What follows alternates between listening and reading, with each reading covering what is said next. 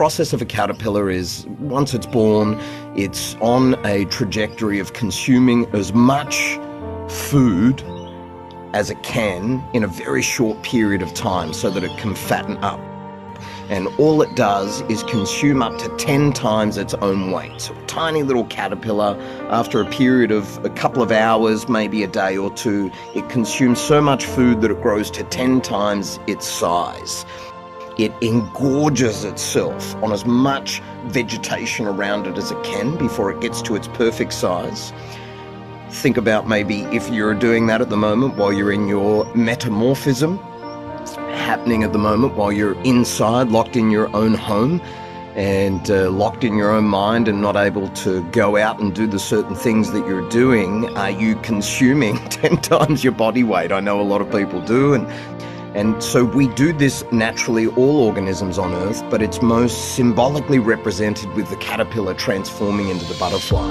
Once it reaches that size, it goes into a state where it builds a safety, security net around it, or a cocoon, where it can safely go under a process where it starts to nutrify itself, and it breaks down into a nutritive soup so that it can start to rebuild itself into the butterfly. Now, while it's going through this process, the caterpillar doesn't think, yippee, I'm turning into a butterfly that's going to be able to fly around and explore the world. What the caterpillar believes and experiences is happening is a death. As it starts to go into this nutritive soup, or as the caterpillar starts to break down and turn into this soup of nutrients, which feels like death to that caterpillar,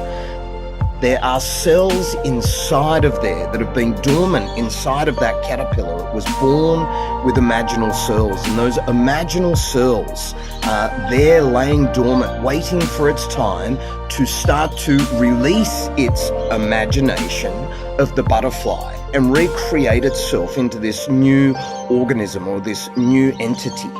Now, while that's happening, the immune system of the old caterpillar starts to attack those imaginal cells, which are trying to imagine a new future, a new way, a new organism, a new way of living and thinking and being.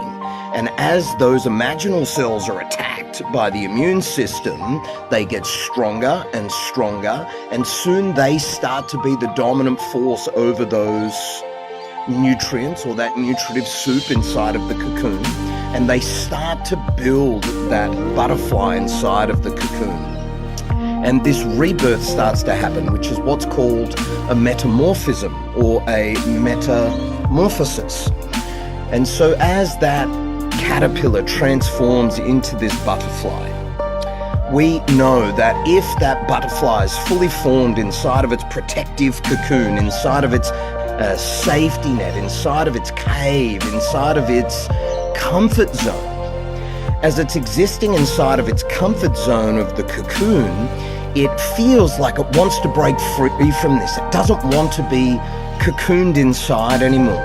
Now, if we were to help that butterfly by peeling away the cocoon and lovingly caring for this butterfly that's existing inside of the cocoon and concerned for it, worried that it's trapped, and we try to peel it away and help it out and give it some support to get outside of that cocoon, what we know is that it will not develop the strength in its wings that will allow the blood to come into the wings so that it can start to fly. So if we help that butterfly and peel away the cocoon, it will never develop its own empowered strength to be able to fly on its own. That to me is a really powerful metaphor, and something that's symbolized in our training that we do with our clients and that we've been doing for over 12 years now to help someone to have a transformation. If we help that person, if we do push-ups for that person, if we go into an ice bath for that person, if we educate ourselves for that person, whether it's a client, whether it's a family member, whether it's a friend, if we do all of these great things because we want to feel great about ourselves, we're actually unconsciously disempowering those people that need to learn how to develop that strength for themselves and fight to get out of the cocoon themselves so they have enough strength in their wings to be able to fly. I believe that what's happening right now for us as individuals, as our small community that we have, which is growing, and as the wider community on the planet, I believe that we're in a situation that we are learning how to metamorphise out of our situation, or experience a metamorphism from our own thinking and from our own emotional state and from our own physical bodies and from our existence in our world. I sincerely believe that we have the potential to be those imaginal selves for ourselves and for our communities, in our families, and for the global community, to imagine a new way of being. A new way of being in our thoughts, a new way of being in our hearts or in our emotions, and a new way of being in our physical bodies and how we interact with each other in the world. I believe that if we take this responsibility on, that we are the imaginal selves for ourselves, and what we think about affects the chemistry of our body and the chemistry of our brain. If we truly embody this science and these facts and recognize our responsibility to metamorphise ourselves rather than waiting for government or our parents or our partners or somebody else to do it for us, I truly, sincerely believe that we will metamorphise our own lives, mentally, physically and emotionally. And as we do that as individuals, we can do that for those around us as well.